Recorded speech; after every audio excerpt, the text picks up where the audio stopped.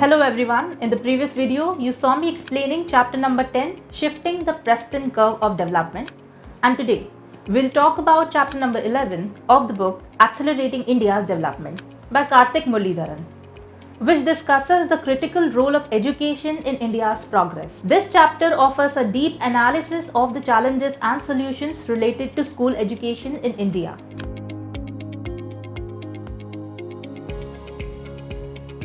Initially, India concentrated more on tertiary education, neglecting primary education, which has led to a gap in the basic skills across the workforce. Although school enrollment is high, actual learning outcomes remain disappointingly low. Despite nearly universal school enrollment, about half of the children in class 5 can't read a class 2 level syllabus. There's a massive disconnect between schooling and learning, which is evident in both the unemployment rates among the educated youth and the skill gap reported by the employers. Today we will talk about how historical decisions continue to affect educational outcomes and discuss the financial allocations and spending inefficiencies in education. Investment in infrastructure have not translated into better learning outcomes. The quality of teaching has more impact than the educational qualification or pay scales of the teachers. Evidence-based reforms suggest focusing on practical training for teachers, optimizing school sizes, and enhancing governance and pedagogy to improve learning outcomes. Prioritizing foundational skills by realigning goals, pedagogy, and accountability at all levels of the education system. Using technology to provide personalized learning experiences can help bridge the huge variability in student learning levels. Enhancing teacher accountability and performance through targeted governance reforms can significantly boost educational outcomes.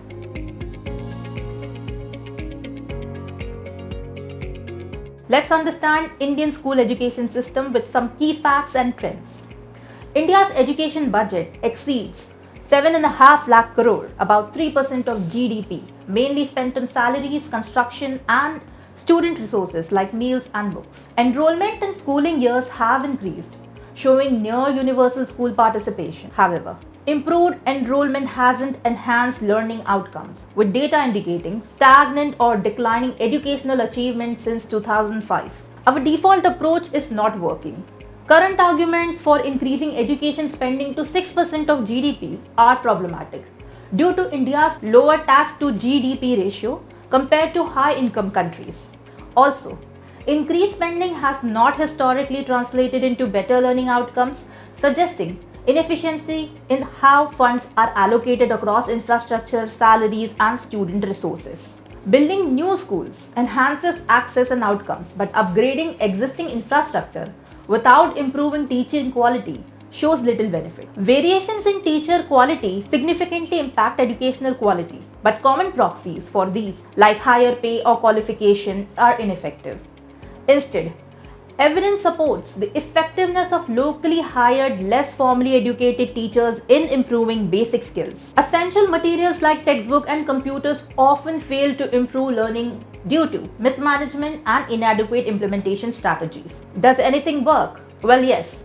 Governance and pedagogy emerge as crucial areas where reform can significantly enhance educational outcomes. Effective governance involves improving accountability and oversight, while effective pedagogy requires adapting teaching methods to suit the actual educational level of students rather than the prescribed curriculum.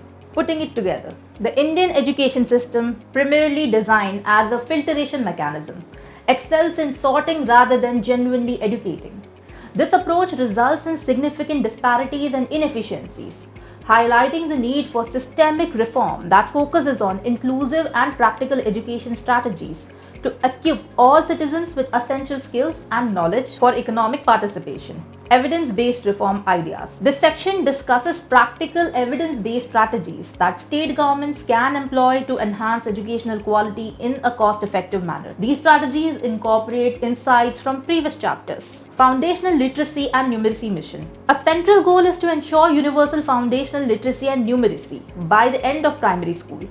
This mission is essential because Early reading skills are critical for subsequent learning. Key steps include aligning the education system's goal, setting clear learning standards, prioritizing foundational literacy and numeracy over textbook completion, and enhancing accountability with robust monitoring and data integrity. Improvements in staffing and resource flexibility at local level will support these efforts.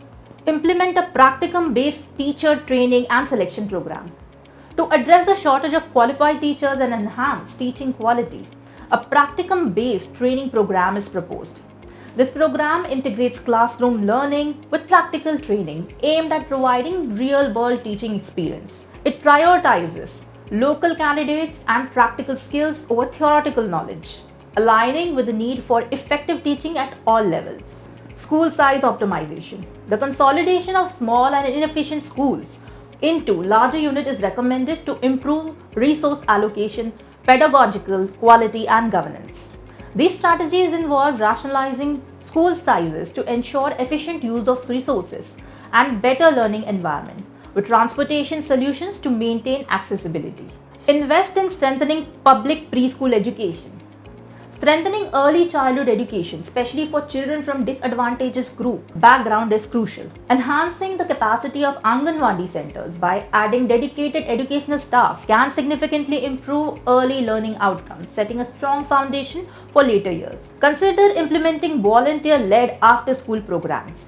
Volunteer-led after-school programs such as Tamil Nadu's Illam Thedi Kalvi have shown promise in bridging learning gaps affordably. Such programs provide supplemental education and engage the community, potentially serving as a model for other regions.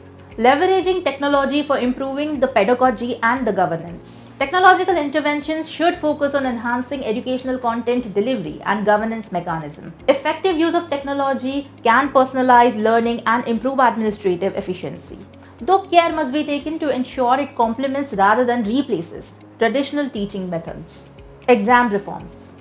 Reforming the examination system to focus on absolute level of knowledge rather than relative ranking can encourage more meaningful learning and assessment. This shift requires significant changes in how student performance is measured and reported. Take skilling and vocational education seriously. Vocational education should be integrated into the school curriculum to better prepare students for the workforce. This approach involves partnering with industries and non-profit organizations to develop skills that are directly applicable in the job market. Leverage private schools for the public good. Enhancing the quality of private schooling through better regulation and the implementation of charter school models can improve educational outcomes across the board. This approach would allow for innovative teaching practices and improved school management. India's education system, plagued by poor outcome despite high enrollment, needs urgent reality-based reforms. Acknowledging this crisis is the first step towards substantive changes that could ensure all children achieve basic literacy and numeracy within 5 years, a crucial move for their future and India's development. There is an urgency of reforming India's educational landscape to achieve real and sustainable progress. It is important for a systemic shift from merely increasing enrollment to actually enhancing learning, which is crucial for India's future. We've wrapped this here. For more inside discussions on governance and public policy, don't forget to like, subscribe. Stay tuned for our next video on health and nutrition. Thank you for watching.